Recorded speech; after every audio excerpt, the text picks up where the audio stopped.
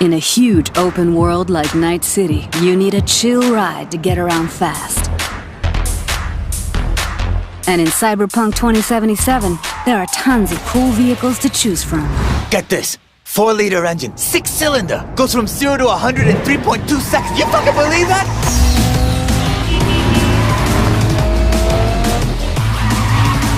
We've crafted every car and motorbike with amazing attention to detail. On the chassis, the body, not to mention the interiors.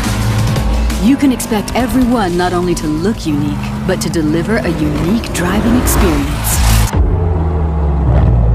All right, show me what you got. Don't expect advanced tech or luxurious materials here. Nuh-uh. Yeah, it's not the size that counts, I guess. This class is mostly utility vehicles and low-end clunkers made for every pocket. Hold on. It's a wreck. Uh-huh, my damn wreck. Well, definitely no guy or girl magnet. If you need to impress, look to this class alone. I'm putting my ride on the line. Either you match it in cash, or you can forget about the fight. With these wheels, no expense has been spared, no frill ignored. Their plush interiors decked out in all the latest tech, while you get to sit back and enjoy the ride. Masterful engineering and practical design. Trucks and tanks for when you need power and brute force. Hell of a machine. Meat beast, my pride and joy. And these monsters are literally unstoppable. These are for chooms who love the smell of exhaust and the roar of street wildlife. Their powerful engines and exchangeable parts make them perfect for tuning. Come on! I want to smell that choo-choo bird! Whether it's street racing, running from the NCPD, or just showing off in the streets, with these high-powered beasts, you will have only respect. Oh yeah, like that! If you need speed and armor, the Hypercar class is for you. It means precise bodywork, built-in LiDAR arrays, and really expensive materials. Imagine you're sitting on a pile of eddies. Probably less than 1,000 people in the world can afford the Erendite. Not your typical urban vehicle. They will take you places you never dreamed you'd go. Oh, and original vehicles are not all you'll find in 2077. We also found room on our roster for some true automotive icons. In a world where the gods are powerless to... Really? Are you kidding me, Prometheus? Zeus! I am the one telling the story! You can't start the trailer that way! Don't interrupt my narration! Typhon, destroyer of gods, is free. To stop him from turning the world into chaos, we must depend on a mortal. A mortal? Who washed ashore on a mysterious land. Unprepared for the destiny that awaits her. Good luck with that!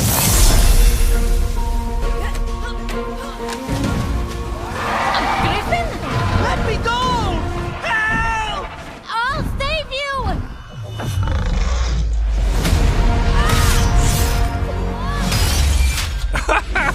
Oh, look! She just saved Hermes' Shh!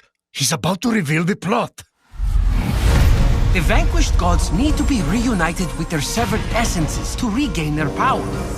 Then, together, you must defeat Typhon. All we have, Phoenix, is you. No pressure. Thanks. I think.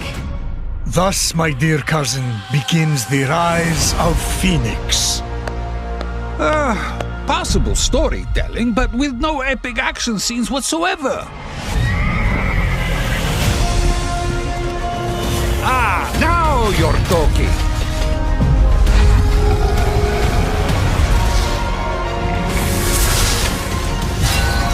Show yourself!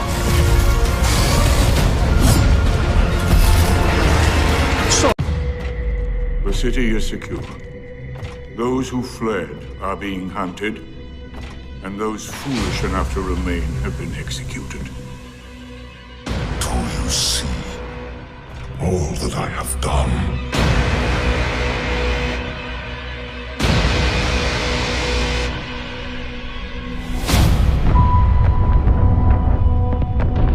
The war's over.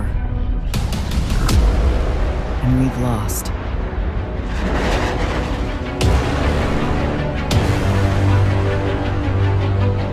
Our numbers will continue to dwindle. And we can no longer protect ourselves, much less the survivors. We all know what needs to be done. Get up close and personal with Gulp. Put a bullet in his head. Then maybe eat a sandwich. An outright assault is doomed to fail.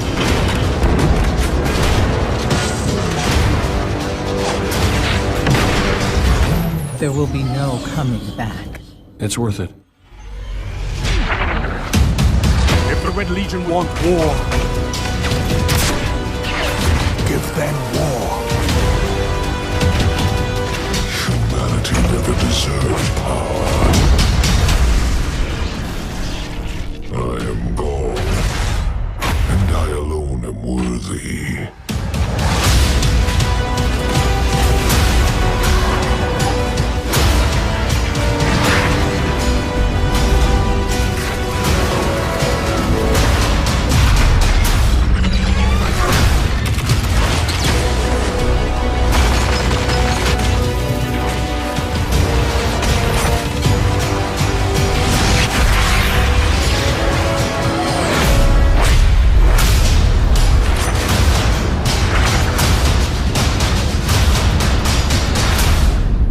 This is great. Anyone want to? Oh, Harry. What have you done? I've traveled so very far to find you. How strange that your trail ends here. The very island of my dreams. When you left, I was withering away. But here, on this extraordinary isle, I dare say I've found my strength again. I'm scared of what it means. I feel the call of something deep within. Whispers of things long forgotten. Will we be forgotten too?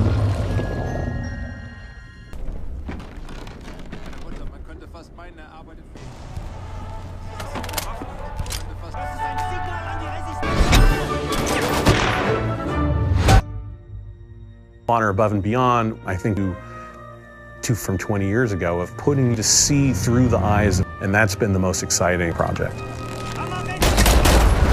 Where like you're just relaxed, right? You are a member of the OSS. That allows us to tell so to all these incredible. Another level to it just because of things how they do in the real world. At a Sherman tank or at a Nazi sub base is unprecedented.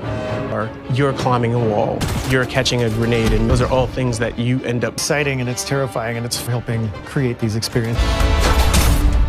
We are making a game about, so for us, you know, when you put that head back in World War II, a very surreal experience. You're not watching, you're experiencing history. We have the opportunity at veterans from World War II. Emotional, and it's very inspiring. Just to dive deep for our characters. The player on some of the biggest moments of the war. Honor franchise, immediate, more cinematic. When they're immersive of little things you can't do. Having the backing of Respawn, the ability to push the push before. When they just kind of lose themselves into the game. If the game were imaginations and illuminate, we've accomplished what we set out to do.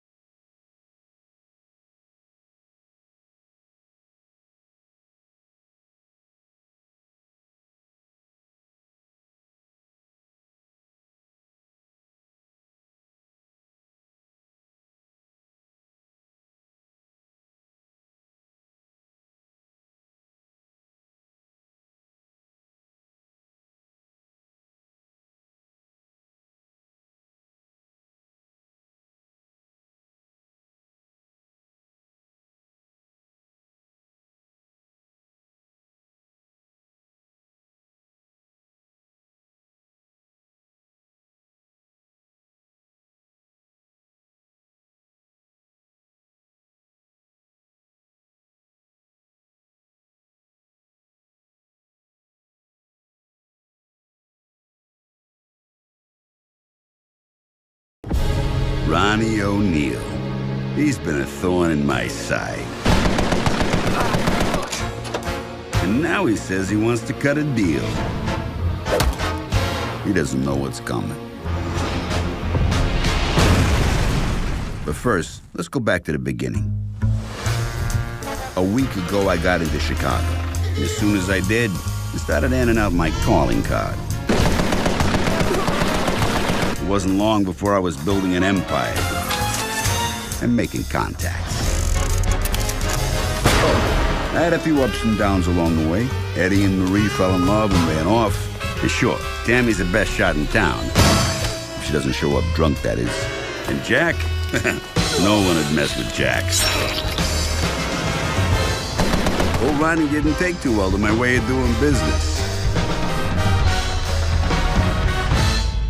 Now he thinks he's got me pegged. He ain't got nothing. What he doesn't know is I've been making deals all around town, and I got just enough cops to look the other way. Those who work with me are afraid of nothing. I almost feel bad for the guy. He's just a step on my way to the top. But if it wasn't me taking him down, it'd be somebody else. Think you got what it takes?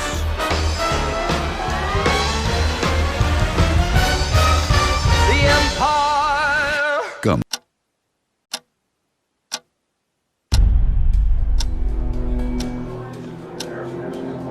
I'm only here to pay my respects to Nick. Nothing more, nothing less. I won't lie, it really hurt coming back. Sam, why'd you do that to yourself? I need to know what happened last night. First, gather the clues. Cold, hard, plain facts. That's all the information I need. Time to put everything together. So, did you find anything? Things don't add up. It doesn't make sense. He wouldn't have just crashed. Answers. Good or bad, I need answers. And you always seem to angry up everyone's blood. What did I do?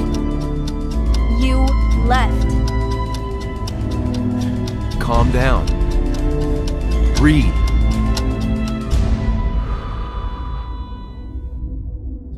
Choose.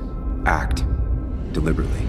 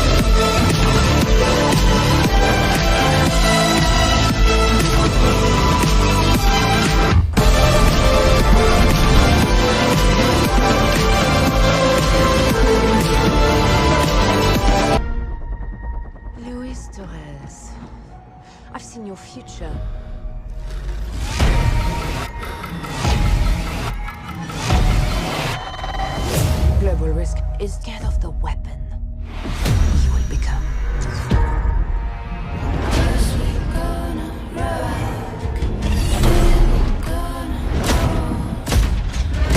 Destiny chose me to save this world. And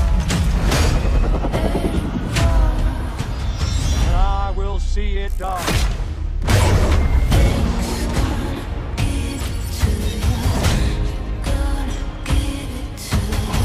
Blacklist, we make our own path. We protect our own. Can you protect me from fate?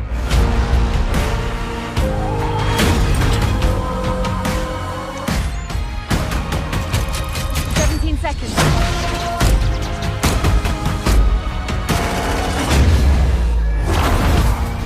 We got company.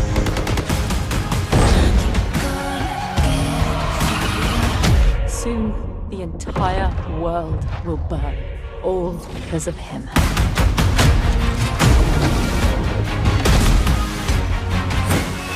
The ghost is here!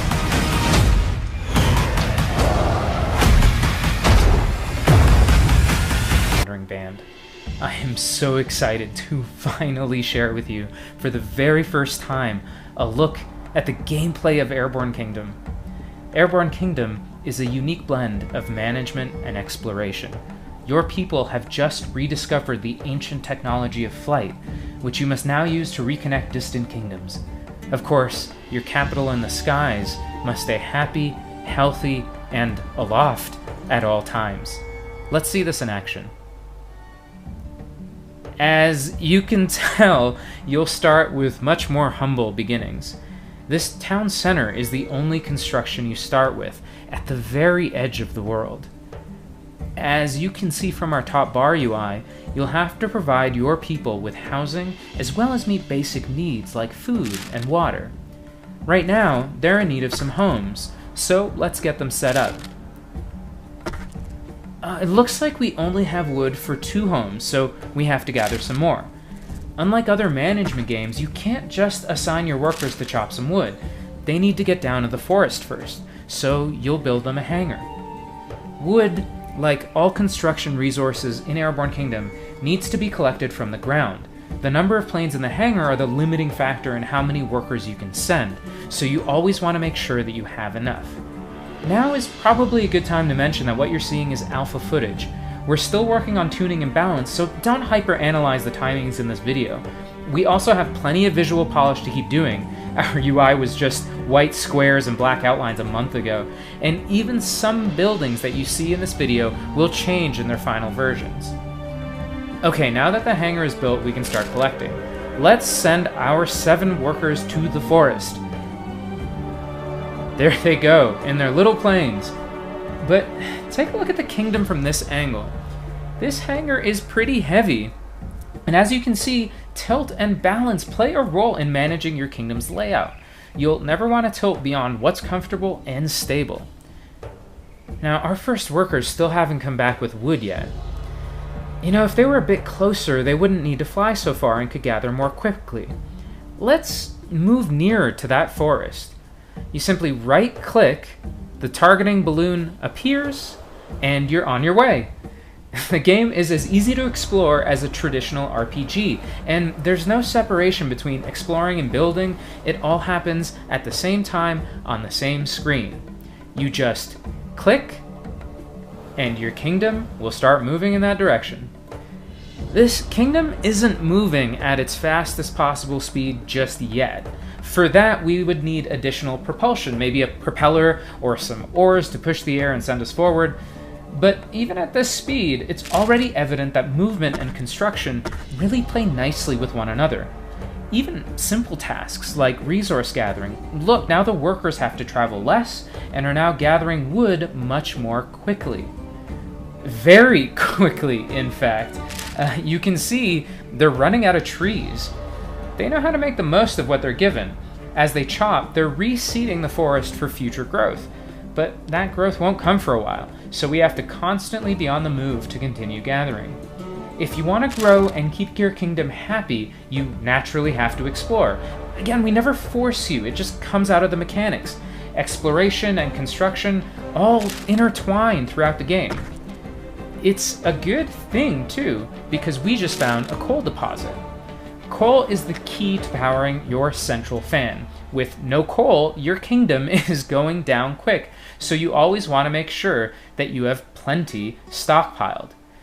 Let's send a worker to grab some coal right now, and one to gather water from this oasis. And when they're done with the first forest, let's send a few to grab some more wood from here. This will let our idle workers build some more homes while the others are away. Now, while these folks are going about their business, you may be wondering if coal is the only way to power your kingdom. And really, you can get to a point where you need very little of it. Some technologies, like flapping wings, are powered by your workers, while still others cost a lot of resources, like small balloons that need to be dotted all around your kingdom to have much of an effect. We'll get back to technologies later, but the keen-eyed among you may have also noticed this tiny settlement nearby. Here, you can recruit more inhabitants to join you, if you meet their prerequisites. Now, the first couple just want to see everyone's belly full and housing met, but the last potential migrant wants truly jubilant inhabitants, so we couldn't recruit them. Inhabitants get happier with the more needs and desires they have met. Right now we can't meet any more, but eventually you'll find and research technology to do just that. How do you research technology? By building an academy.